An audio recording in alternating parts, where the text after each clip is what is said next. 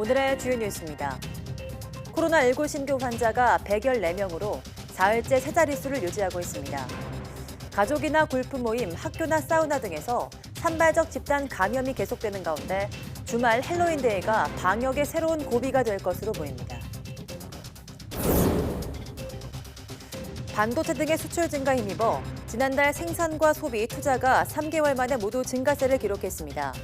각종 경기 지표도 4개월째 동반 상승하면서 경기 개선을 기대할 수 있을 거라는 분석도 나오고 있습니다. 미국 3분기 국내 총생산이 연일 기록으로 33.1%나 급등했습니다. 1947년 통계 집계 이후 최대치지만 지난해 같은 기간과 비교하면 2.9% 하락했습니다. 트럼프 대통령은 역사상 최고 수치라며 반겼지만 바이든 후보는 아직 수렁에서 빠져나오지 못했다고 반격했습니다.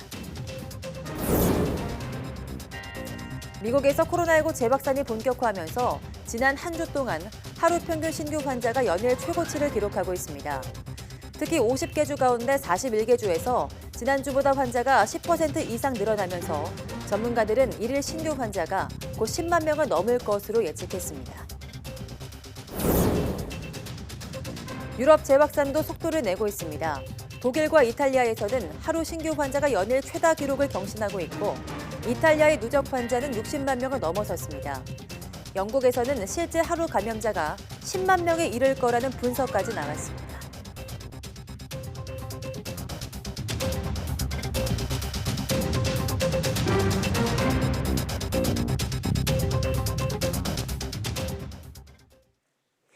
여러분 안녕하십니까? 10월 30일 사이언스 투데이입니다. 코로나19 신규 환자는 114명으로 어제보다 다소 줄었지만 사흘 연속 세 자릿수를 기록했습니다. 중앙방역대책본부는 오늘 0시 기준 국내 확진자는 26,385명, 사망자는 1명 늘어난 463명이라고 밝혔습니다. 지역 발생은 93명이며 이 가운데 수도권에서만 72명이 확진돼 상당수를 차지했습니다. 서울 47명, 경기 23명, 인천 2명으로 집계됐습니다. 비수도권에서는 대구 10명, 강원 6명, 충남 3명, 전북과 전남에서 각각 1명씩 감염됐습니다. 신규 해외 유입은 21명으로 이 가운데 4명이 입국자 검역에서 확진됐습니다. 위 중증 환자는 2명 줄어 누적 51명이 됐고 완치 환자는 59명 늘어 격리 해제 누적은 24,227명에 달합니다. 정세균 국무총리가 하루 앞으로 다가온 헬로윈데이와 관련해 가능하면 모임이나 행사를 자제하고 마스크 착용 등 개인 위생 수칙을 준수해달라고 당부했습니다. 정 총리는 오늘 오전 안동 경북도청에서 주재한 중대본 회의에서 다행히 서울 주요 클럽이 방역을 위해 휴업을 결정했지만 안심할 수 없다며 이같이 말했습니다. 그러면서 자칫 인파가 밀집한 상태에서 감염이 전파되면 대규모로 확산할 여지가 충분할 만큼 관계부처와 지자체는 헬로윈데이가 대규모 확산의 발원지가 되지 않도록 방역의 모든 역량을 집중해달라고 주문했습니다. 최근 하루 확진자 수가 100명 안팎을 오르내리는 것에 대해서는 이 같은 양상이 계속되면 언제 다시 대규모 확산이 촉발될지 모른다면서 방역의 고삐를 더욱 단단히 쥐고 긴장을 늦춰선 안 된다고 강조했습니다. 코로나19에도 지난달 산업 생산과 소비, 설비 투자가 석 달 만에 트리플 증가를 기록했습니다. 코로나 재확산 여파가 있었지만 수출 증가에 힘입은 결과로 분석됩니다. 통계청이 발표한 9월 산업활동 동향에 따르면 9월 전 산업 생산은 전월보다 2.3% 증가했습니다. 자동차 13.3%, 반도체가 4.8% 증가하는 등 광공업 생산이 5.4% 늘어난 것이 큰 영향을 주었습니다. 소비 동향을 보여주는 소매 판매액은 음식료품과 의복 등의 판매가 늘어 전월에 비해 1.7% 증가했습니다. 설비 투자는 7.4% 늘어서 지난 3월 이후 6개월 만에 가장 큰 폭으로 증가했습니다. 건설 업체가 실제 시공한 실적인 건설 기성은 6.4% 늘었습니다. 현재 경기를 나타내는 동행지수 순환 변동치와 향후 경기 예측 지표인 선행지수 순환 변동치는 모두 상승했습니다. 통계청은 코로나19 재확산 여파는 여전히 있지만 수출 증가 등으로 관련 산업이 좋아졌다며 동행지수 순환 변동치와 선행지수 순환 변동치가 4개월째 동반 상승하면서 수치상으로 보면 경기 개선을 기대할 수 있는 상황이라고 밝혔습니다. 네, 올가을 두 번째 한파특보 속에 찾아온 추위는 오늘 아침까지 이어졌습니다. 주말엔 예년 가을 날씨를 되찾겠지만 다음 주에는 기온이 크게 떨어지면서 이번보다 더 강한 추위가 찾아올 전망입니다. 보도에 정혜윤 기자입니다. 올가을 두 번째 한파특보가 내려진 가운데 또 추위가 찾아왔습니다. 거리 풍경은 다시 가을에서 초겨울로 바뀌었습니다. 서울 등 내륙 대부분 지역의 아침 기온이 5도 아래로 떨어졌고 특히 경기와 강원 일부 지역은 기온이 영하로 내려가 첫 얼음과 서리가 관측됐습니다.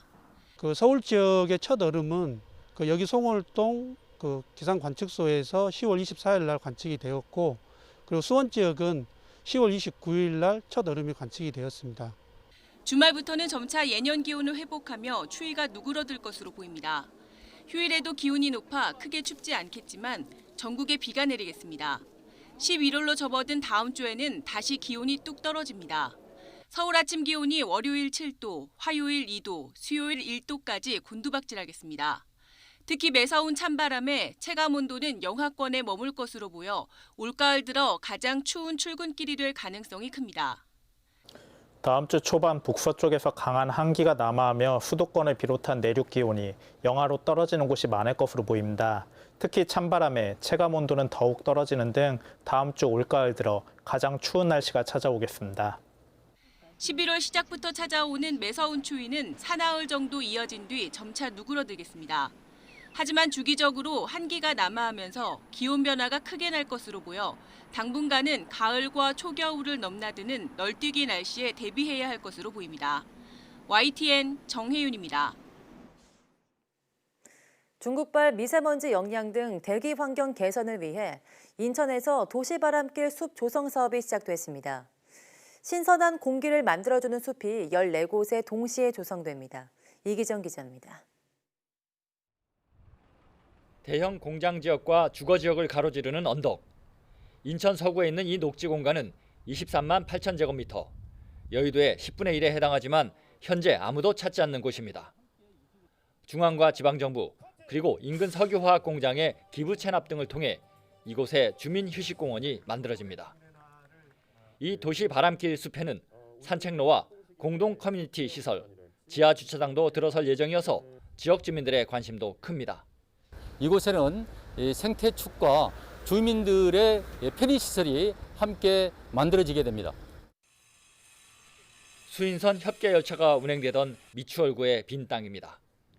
1995년 열차 운행 중지와 이후 일부 구간 지하화 등을 거치면서 유휴부지로 방치되던 일대 1.5km 구간에도 도시숲이 들어섭니다. 인천 지하철 2호선 숭이역과 인하대역을 잇는 도심숲이 완성되면 인천의 명소가 될 것으로 전망됩니다.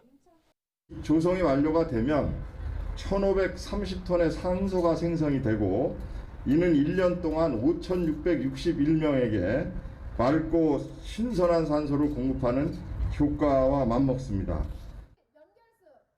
부평구 길주로에서도 신은호 시의회 의장 등이 참석한 가운데 숲 조성을 기념하는 식수행사가 열렸습니다. 이곳에는 지하철 7호선 굴포천역과 삼산체육관역을 잇는 약 1km 구간이 도심 녹지로 재탄생할 예정입니다. 오는 22년까지 시내 14개소에 19만 9천 제곱미터에 조성되는 도시 바람길 숲. 중국발 미세먼지를 제일 먼저 마주하는 시민들에게 대기와 주거 환경 개선에 대한 기대를 불러모으고 있습니다.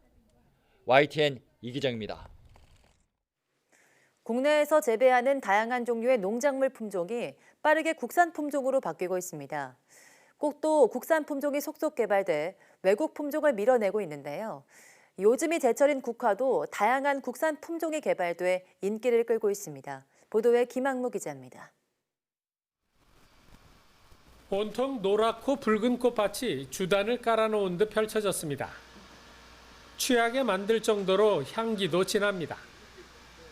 이곳에서 재배하는 국화는 대부분 국산 품종.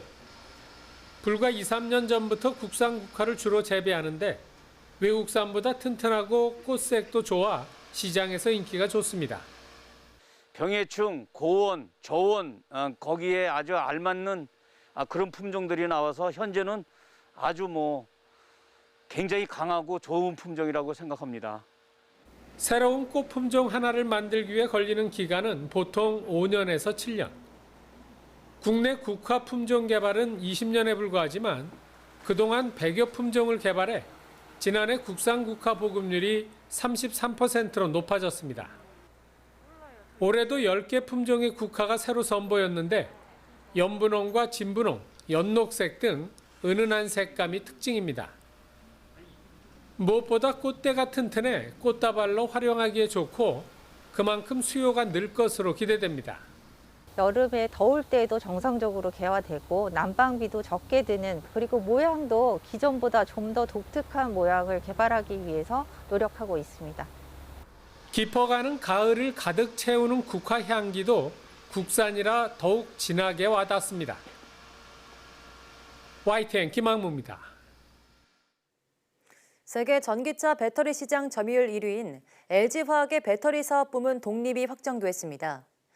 LG화학은 오늘 오전 9시 LG 트윈빌딩에서 배터리 사업부 분할 계획 승인권을 안건으로 하는 주주총회를 열어 통과시켰습니다. 주총회는 전자투표를 포함해 82.3%가 참석했고 의결권 있는 발행 주식 총수의 63.7% 찬성으로 가결됐습니다.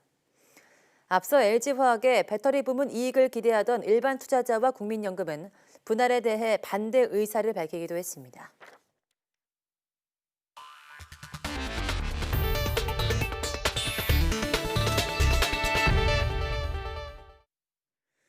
미국의 3분기 경제 성장률이 관련 통계를 집계하기 시작한 1947년 이후 최고를 기록했습니다.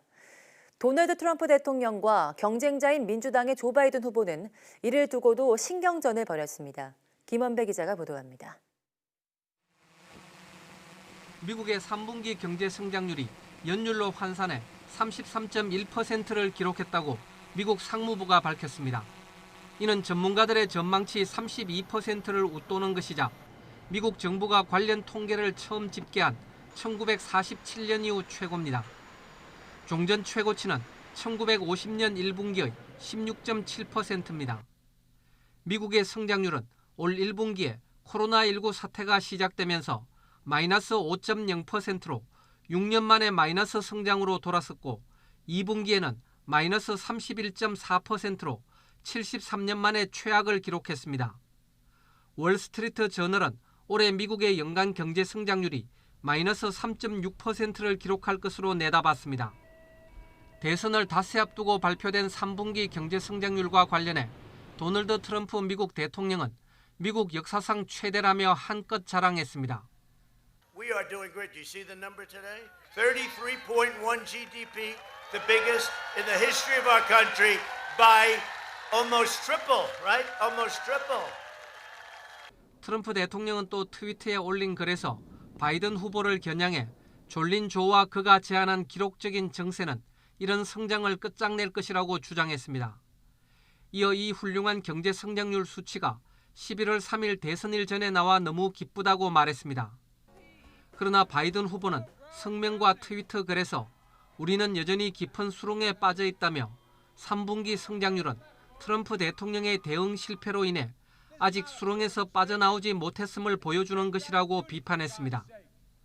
올 3분기가 최고 성장률을 기록했지만 전년 동기인 지난해 3분기보다는 2.9% 감소해 아직 완전하게 코로나19의 충격에서 벗어난 것은 아니라는 분석이 지배적이기 때문입니다.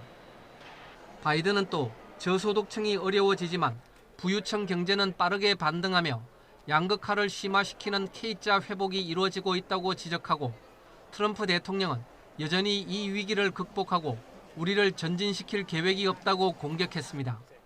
YTN 김원배입니다. 트럼프 대통령과 조 바이든 후보는 미국 대선의 풍향계로 불리는 플로리다를 차지하기 위해서 공을 들이고 있습니다. 특히 이번엔 이 지역에서 두 후보 간 격차가 1%포인트 차이도 안 돼서 표심 공략을 위한 경쟁이 더 치열해지고 있습니다. 워싱턴 강태욱 특파원이 보도합니다. 6개 경합주 가운데 가장 많은 29명의 선거인단이 걸려있는 플로리다.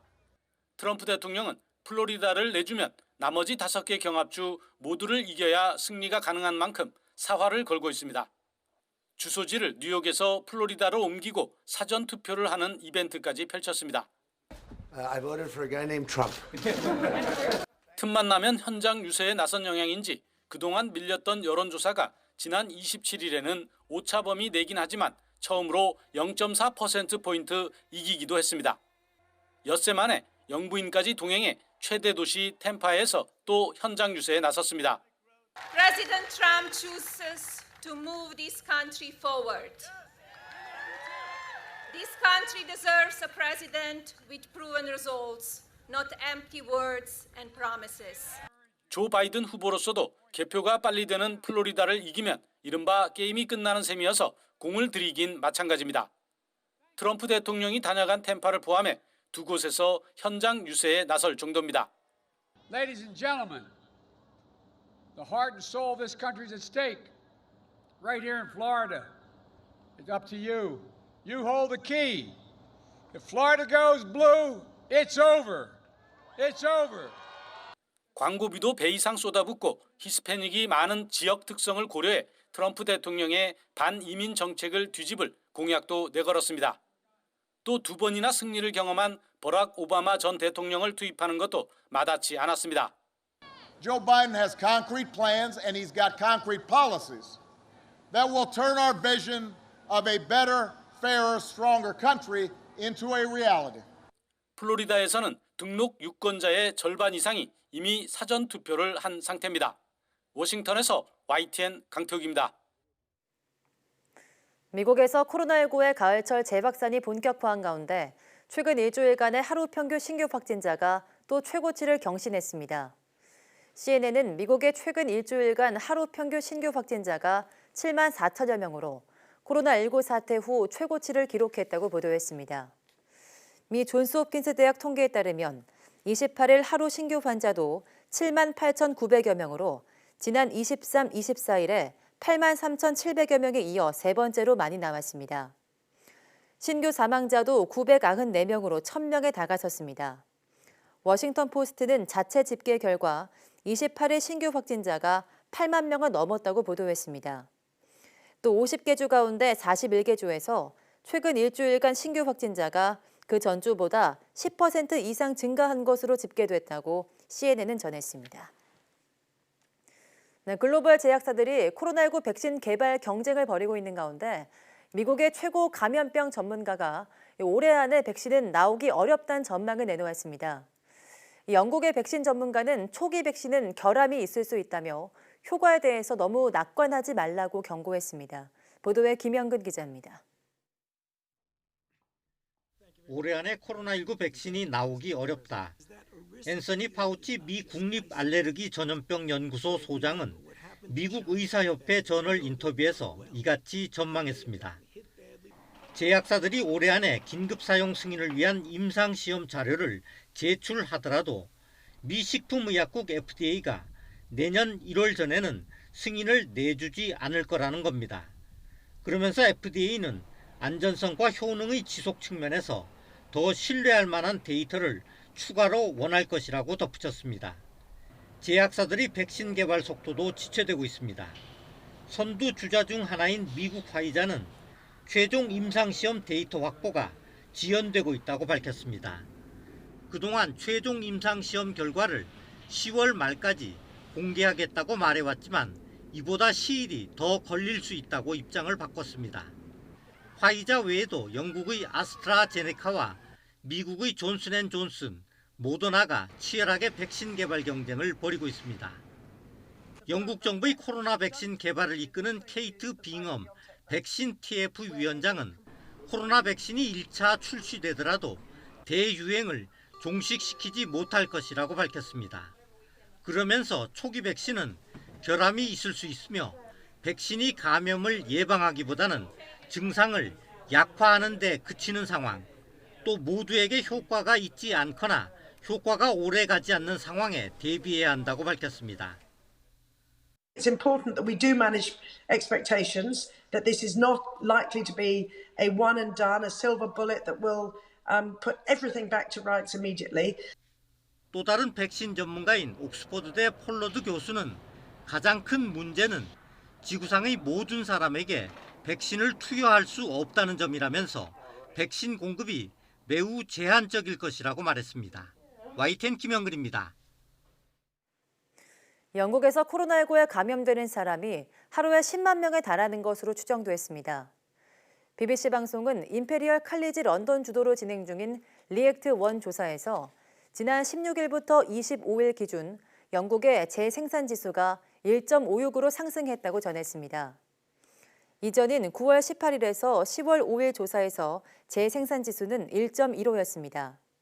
재생산 지수는 외부 개입이 없고 모든 사람이 면역력이 없는 상황에서 평균적으로 환자 한 명이 직접 감염시킬 수 있는 사람의 수를 뜻합니다. 이 조사에 따르면 영국의 코로나19 감염자는 9일마다 배가 되면서 현재는 매일 9만 6천 명이 발생하는 것으로 추정됐습니다. 정부에서 발표하는 공식 통계 2만에서 3만 명보다 몇 배 많은 수준입니다. 코로나19의 급격한 재확산으로 부분 봉쇄가 예고된 독일에서 신규 확진자가 17,000명 가까이 발생했습니다. 독일 보건당국은 28일 하루 사이 새로 발생한 확진자가 16,700여 명으로 코로나19 사태 이후 가장 많은 수치를 기록했다고 밝혔습니다. 앙겔라 메르켈 총리는 연방 하원 연설에서 힘든 겨울이 될 것이라며 중환자실에서 치료받는 사람이 최근 10일 사이에 2배로 늘어났다고 말했습니다. 확산세가 거세지자 연방정부와 16개 주정부는 다음 달 2일부터 말일까지 부분 봉쇄 조치에 합의했습니다. 이에 따라 개인 모임은 2가족으로 제한되고 최대 10인까지만 가능합니다. 여행객의 숙박이 제한되고 영화관 등 문화시설의 영업도 중지됩니다. 이탈리아의 코로나19 신규 확진자 수가 또 최고치를 경신하며 누적 확진자 수가 60만 명을 넘어섰습니다. 이탈리아 보건당국은 현지 시각 29일 기준으로 신규 확진자가 2만 6천여 명 늘어 역대 최다 기록을 하루 만에 경신했다고 밝혔습니다. 이에 따라 누적 확진자 수도 61만 6천여 명으로 늘었습니다. 누적 사망자는 3만 8천여 명입니다. 이런 가운데 남부 플리아주는 바이러스 확산을 막기 위해서 30일부터 다음 달 24일까지 학교를 폐쇄하기로 했습니다. 미중 갈등이 심해지자 중국이 내수 위주의 발전 전략으로 맞서기로 했습니다. 대선을 앞둔 미국은 폼페이오 국무장관이 아시아 5개국을 돌면서 중국을 거칠게 압박하고 있습니다.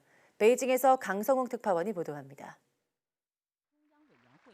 중국의 권력 핵심들이 집결해 비공개로 열린 공산당 중앙위원회 전체 회의 결과가 나왔습니다.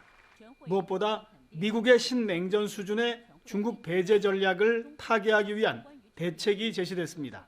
수출 대신 내수를 위주로 국내외 경제를 동시에 촉진한다는 이른바 쌍순환 전략이 중점입니다.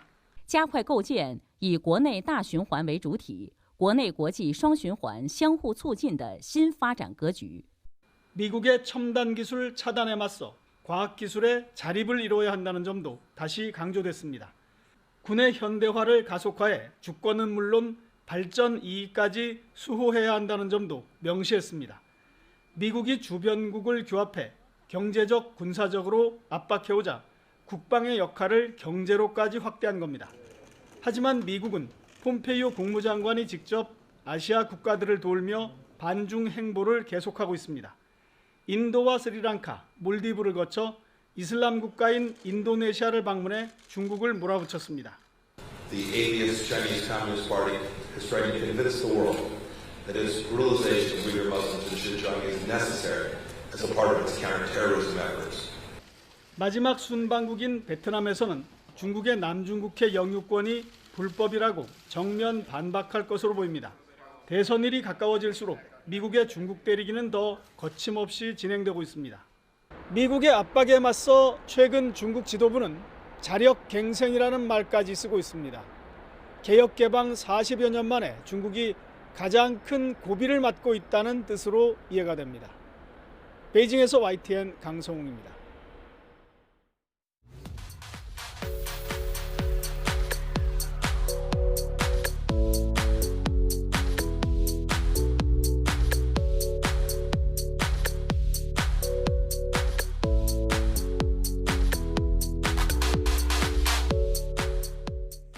정부가 코로나19 확산의 고비라고 언급했던 헬로윈데이가 바로 내일입니다. 방역당국이 특별 점검을 벌이는 등 방역을 강화할 것으로 보이지만 우리 스스로 방역 수칙을 잘 지키는 것이 가장 중요할 텐데요. 올해 헬로윈은 밖이 아닌 집에서 가족과 함께 홈러윈을 즐기는 것도 좋을 것 같습니다. 즐거운 주말 보내시기 바랍니다. 함께해 주신 여러분 고맙습니다.